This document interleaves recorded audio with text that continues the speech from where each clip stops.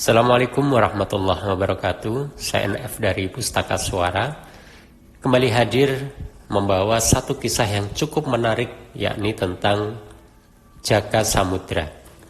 Alkisah seorang bayi yang masih merah ditemukan mengapung di tengah laut.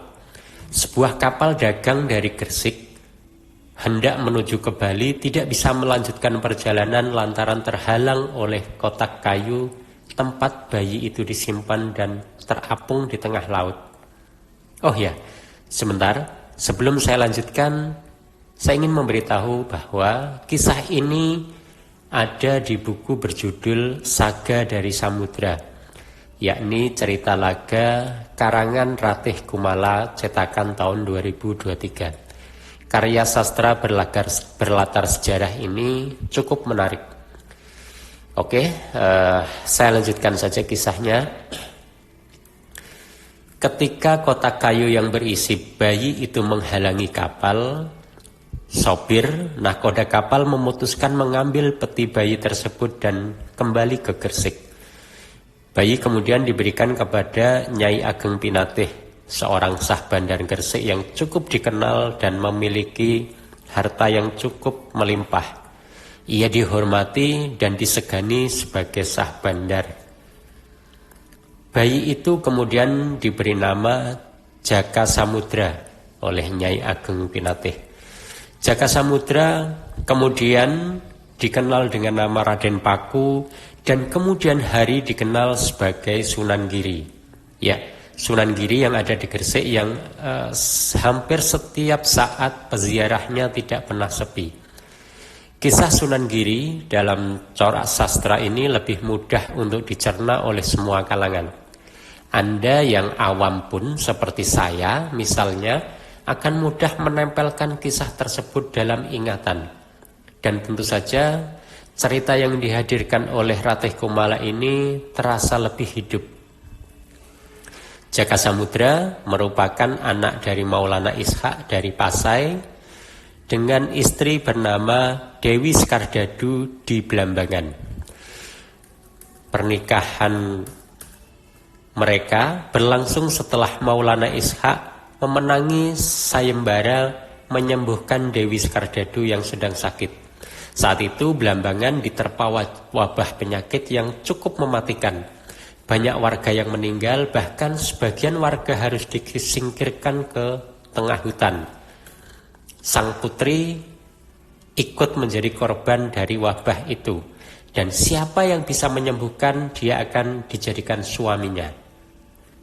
Saat berusaha menyembuhkan sang putri itulah Maulana Ishak ingin Raja Blambangan berjanji bahwa nanti ketika putri itu sembuh dia akan masuk Islam, dan sang raja mengiyakan untuk berjanji akan masuk Islam.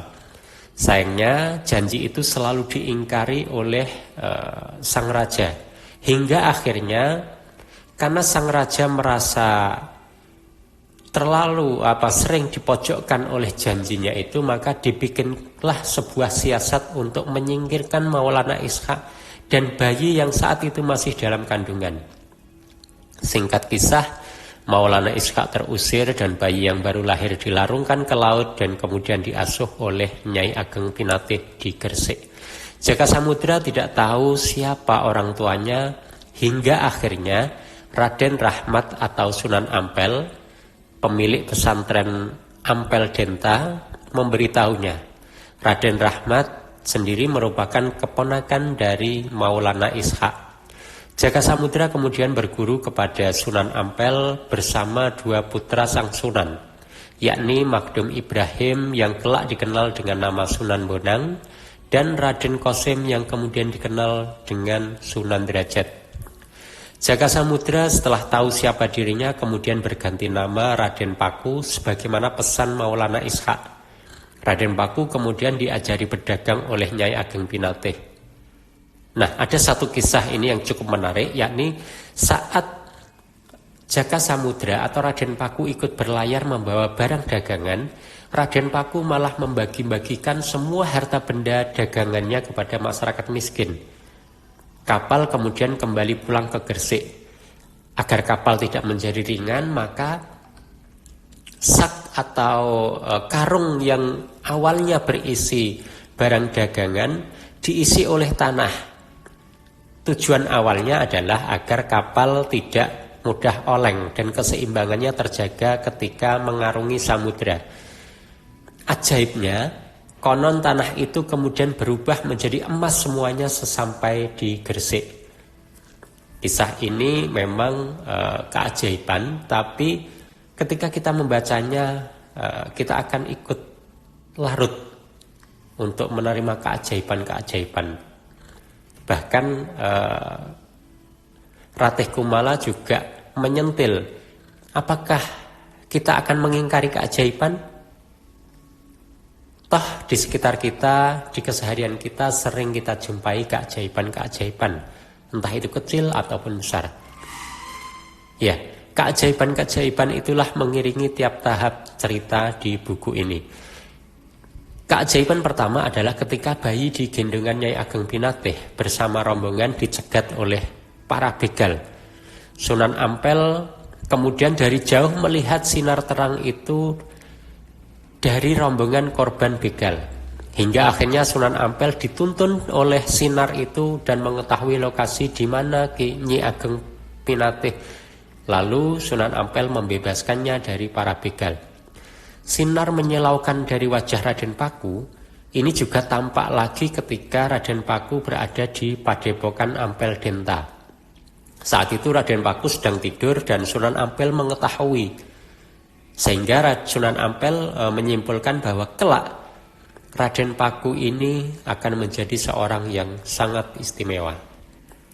Singkat kisah, Raden Paku kemudian bersiar agama dan menemukan tanah di daerah Kebomas, Gresik.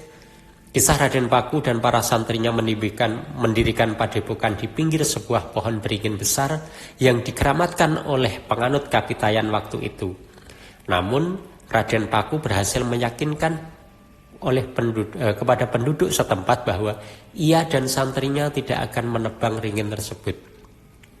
Jadi Raden Paku atau Sunan Giri menghormati pohon beringin yang besar yang dikeramatkan oleh penganut Kapitayan. Kelak disitulah cikal bakal Giri Kedaton yang keberadaannya sangat dihormati mulai masa kerajaan Demak, Pajang hingga Mataram. Bahkan hingga saat ini makam Sunan Giri tak pernah sepi dari peziarah. Oh iya, ada kisah menarik juga, yakni bagaimana Raden Paku menjadi menantu Sunan Bungkul. Kisahnya adalah ketika Raden Paku bersama Sunan Ampel, Mahdum Ibrahim, dan lainnya berjalan dalam rangka syiar Islam. Rombongan melewati sebuah kebun milik Sunan Bungkul. Ada pohon delima yang ternyata siapapun tak bisa memetiknya. Dari informasi para pemuda setempat, selama ini tidak ada yang mampu memetiknya, satu orang pun. Tapi ternyata dengan mudahnya Raden Paku memetiknya. Saat Sunan Bungkul datang dan mengetahui siapa pemetik buah delima, maka berkatalah ia bahwa Raden Paku akan dinikahkan dengan putrinya. Itu sebagai janji dari Sunan Bungkul bahwa siapapun yang bisa memetik, dia akan menjadi menantunya. Waktu itu Raden Paku sempat kebingungan karena apa? Karena waktu itu ia sudah dijodohkan dan akan menikah dengan putri dari Sunan Ampel. Akan tetapi berkat restu Sunan Ampel, Raden Paku akhirnya menikah dengan dua putri tersebut, yakni putri dari Sunan Ampel dan putri dari Sunan Bungkul. Kisah selanjutnya, kelak Raden Paku mendirikan Giri Kedaton dan dikenal dengan Sunan Giri. Mahdum Ibrahim kemudian dikenal dengan Sunan Bonang, dan Raden Qasim berguru ke Syarif Hidayatullah yang kemudian hari lebih dikenal dengan nama Sunan Derajat. Oh ya, buku Ratih Kumala ini memang cukup menyenangkan, bahasanya sederhana, cara penceritaannya sederhana, dan alurnya juga cukup sederhana. Namun kesederhanaan itulah menurut saya daya pikat dari novel sejarah ini. Anda akan punya gambaran yang cukup kaya bagaimana sosok Nyai Ageng Pinatih yang digambarkan sebagai sosok perempuan tegas, sangat hormat kepada Sunan Ampel, beberapa kali berkirim surat ke Sunan Ampel. juga bagaimana Ratih Kumala menceritakan pertikaian-pertikaian atau pertarungan-pertarungan itu. Kita bisa mengimajinasikan bagaimana begal itu bertarung dengan Sunan Ampel, bagaimana Sunan Bungkul itu mengantarkan putra Raja Majapahit ke Sunan Bejagung yang akhirnya tidak mau kembali ke Majapahit dan memilih memeluk Islam, dan seterusnya dan seterusnya. Kita punya gambaran-gambaran imajinasi, dan itu cukup memberi kekayaan bagaimana kita mengenal sejarah para wali di tanah Jawa.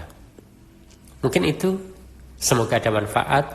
Silahkan membaca secara langsung dan nikmati alurnya, dan tangkap apa yang tersirat maupun tersurat dari buku Saga dari Samudra yang ditulis oleh Ratih Kumala tersebut. Terima kasih. Assalamualaikum warahmatullahi wabarakatuh.